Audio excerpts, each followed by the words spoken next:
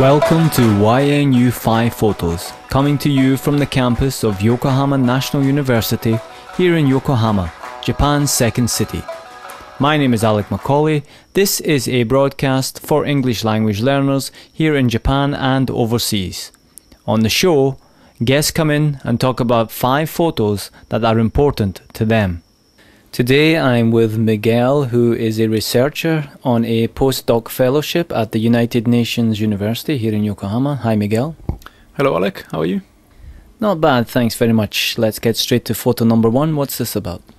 Okay, photo number 1 is from a trip I did to Italy. One of my friends graduated, an Italian girl, and this girl I had met a few years before when I lived in Belgium. So she actually invited me and some of the friends to her graduation party. So I crossed the border from Switzerland. At the time I was living in Switzerland. So I took a train and went to her party. This was in Pisa actually. So you lived in Belgium, you were living in Switzerland as well. You seem to have lived in quite a few places. You're in Japan now, of course. Mm-hmm. Yes, I enjoy living abroad a lot. So I'm always looking for new opportunities to travel and do things like that. And what were you doing in Switzerland? So in Switzerland, before going to Switzerland, I was working for an English consulting company, a civil engineering consulting company. So they needed to send somebody to supervise some engineering construction in Switzerland. So I was sent because I could speak a little bit of French, and I spent about 2 years working there, which was quite nice. Which part of Switzerland were you in? I was in Geneva, which is actually on the French border. So I was living kind of in between Geneva and Geneva, Switzerland, and France. And did you get the opportunity to travel around much in Europe at that time? Yes, I used to, as part of my expat package, I used to have the use of a sidecar. So I I often took the sidecar to go to travel to Italy, the north of Italy. I could take a tunnel across the Alps, and I would be in Italy in about 3-4 hours. So I often used to go to Milan, Turin, all these wonderful places. That sounds wonderful. Let's move on. Photo number 2. So photo number 2 is from my 21st birthday. So as you can see, there's lots of people in this party. This was actually held in my house when I was a student. I was living in this student house with two of the students from the same course as me, one Scottish guy, one Welsh guy. So in England, this 21st birthday is a really important occasion because on previous times, the age of 21 was the coming of age when people would become adults and they would be legally able to drink, which is a very important thing for English people. So often we still celebrate, although nowadays the legal age for drinking has been lowered to 18, we still hold this party in high regard. Well, we still consider this party to be very important. Did you have a good time at the party? Yes, it's quite I think as far as I can remember, it was a very good time. I had a very good time. Okay, and this is what university? This was University of Bristol. And why did you choose to study at the University of Bristol? I finished my high school in Liverpool, but in England it is custom to often do your study in university which is far away in a different city, so the city you've grown up in. So I applied to different universities, and this university accepted me. So. And what kind of town is Bristol? I've never been there. How did you like the town? The town is quite nice. In actual fact, the reason why I chose that town between all the different universities I applied to was that the day I went to see the town, when I was maybe 17 or 18, it had actually snowed that day, so the town was very, very beautiful. So I actually decided on those grounds to choose to live there. I don't think of Bristol as a place that gets much snow. Does it? No, that was very, very strange, very rare occasion. But nevertheless, it was very nice. The whole train ride from Liverpool, the whole of England was just covered in snow. So it was absolutely beautiful. I was very happy at that time. I'm surprised the trains were even running if England was covered in snow. Okay. Yes. Let's move on. Photo number 3. Photo number 3 is from my girlfriend Lillian. So she is Brazilian descendant from Japanese, Nikkei. Well, actually she's Sankei, 3rd generation.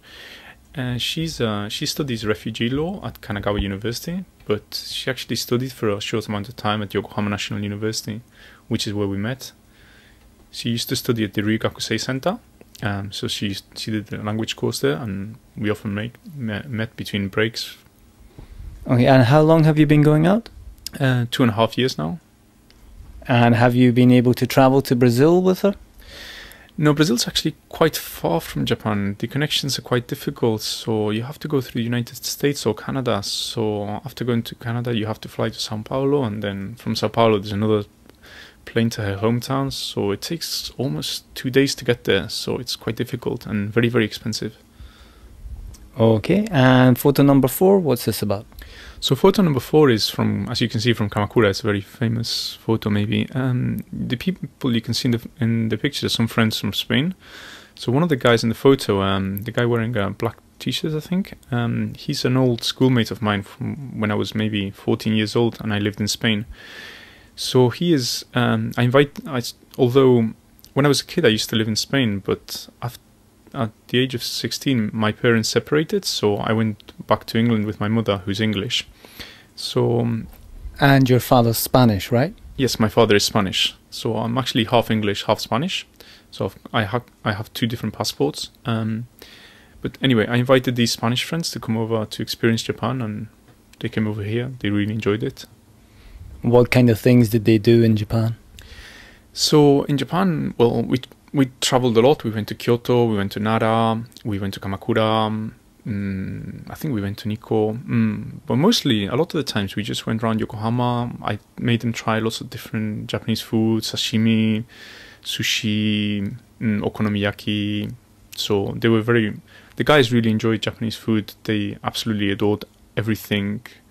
The girls were not so keen, but Did you take them to any Spanish restaurants in Yokohama?